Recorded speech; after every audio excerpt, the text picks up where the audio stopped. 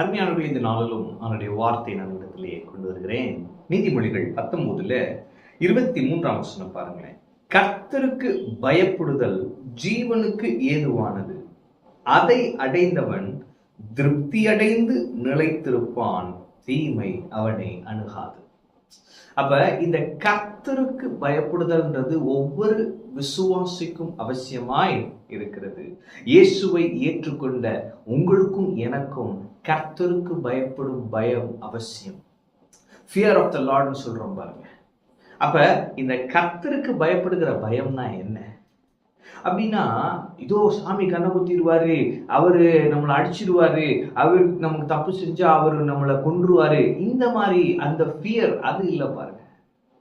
Reverential fear, கர்த்தருக்கு பயப்படும் பயம் என்று சொன்னால் மரியாதை நிமித்தமாக வருகிற ஒரு பயம். அப்பா பிள்ளை, அப்பா வராருன்னு ஒரு மரியாதை இருக்கும் பாருங்க வீட்டுல. அப்போ ஒரு ரெவரன்ஷியல், மதிப்பிற்குரிய, கனத்திற்குரிய ஒரு பயம். அந்த கர்த்தருக்கு பயப்படுகிற பயம் இருக்கும் பொழுது அது எப்படின்னா ஜீவனுக்கு ஏதுவானது. ஆங்கிலத்தில் போட்டிருக்கு, the fear of the Lord leads to life. அப்ப அது ஜீவனுக்கு ஏதுவாய் நம்மை வழிநடத்துகிறதாய் இருக்கிறது.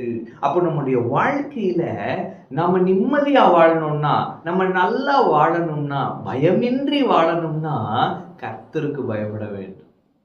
கர்த்தருக்கு நாம் பயப்படும் பொழுது என்ன நடக்கிறது? கர்த்தரை நாம் கனம் பண்ணும் பொழுது என்ன நடக்கிறது? என் வாழ்வின் எல்லா சூழலிலும் நான் அவருக்கு பயந்திருக்கும் பயத்தில் இருக்கிறேன், நான் அவரை கனம் பண்ணுகிறேன். ஃபியர் ஆஃப் த லார்ட்னா ரெவரன்ஷியல் ஃபியர். நான் அவரை அப்படி கனம் பண்ணுகிறேன் அப்படின்றப்ப என்ன நடக்குதுன்னா அது என்னை ஜீவனுக்கு ஏதுவாய் வழி நடத்துகிறது. நான் நிம்மதியாய் வாழ வழிவகுக்கிறது. ஜீவனுக்கு ஏதுவானதுன்னா லீட்ஸ் டு லைஃப் அப்படின்னா இந்த வாழ்க்கை வாழ்வதற்கு தேவனுடைய ஜீவனை அளிக்கிறதாய் இருக்கிறது. அடுத்து போட்டிருப்பாரு, அதை அடைந்தவன் திருப்தி அடைந்து நிலைத்திருப்பான். அப்ப நாம் ஒரு திருப்தியுள்ள வாழ்க்கை வாழ, இந்த பூமியிலே நிலைத்திருக்கிற ஒரு வாழ்க்கை வாழ கர்த்தருக்கு பயப்படுகிற பயம் அவசியம்.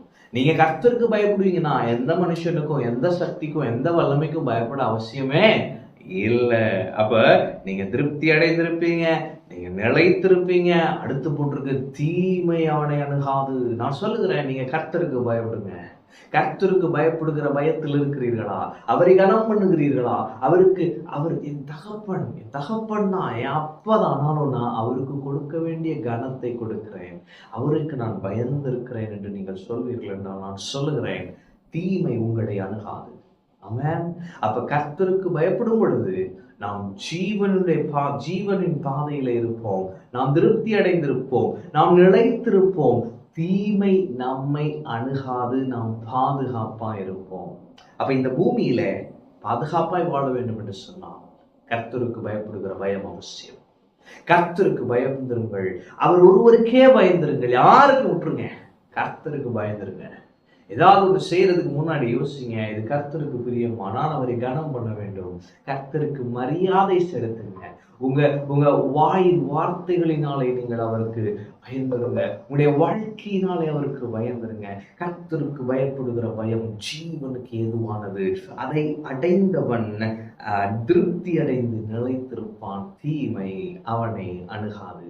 உங்களை பற்றித்தான் சொல்லி இருக்கிறது, நீங்கள் ஜீவனை அடைந்திருப்பீர்கள், அதே நேரம் நீங்கள் திருப்தி அடைவீர்கள், நீங்கள் நிலைத்திருப்பீர்கள், தீமை உங்களை அணுகுவதே இல்லை, திருப்தியான வாழ்க்கை வாழ்வீர்கள். ஆமென். கர்த்தர் உங்களோடு இருக்கிறார். கர்த்தரை ஆசீர்வதிப்பார்.